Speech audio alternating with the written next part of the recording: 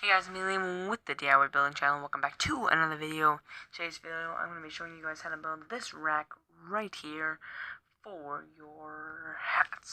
So let's get straight into the video. You can use any stock you want for this project, but I'm just going to be using pallet wood for mine, and I'm going to be cutting it down to 34 inches. This is my piece of wood now. I'm just going to be putting on a dark stain to make it look more rustic. So here it is, all stained up. I used a red mahogany stain, I'm pretty sure, and as you can see there, I have marked every 7 inches down my board, and I'm going to be putting in a brass screw on a 45-degree angle for your hats to link onto. So here it is, all the screws are put in. There you see they're on the angle.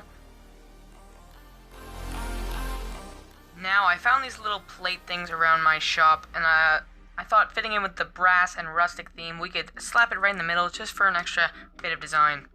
So let's first find the center point on the piece of wood.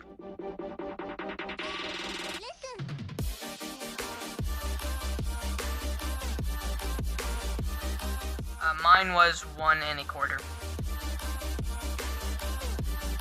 Now we're going to be using some Gorilla all-purpose glue to attach this right dead in the center. So we're just going to be putting 1 drop of glue right in the middle there. Now we're just going to be placing it directly in the middle, lining up the tip at the bottom with the tip at the top on that line, so they're perfectly straight, even, and flush with the center of the piece of wood.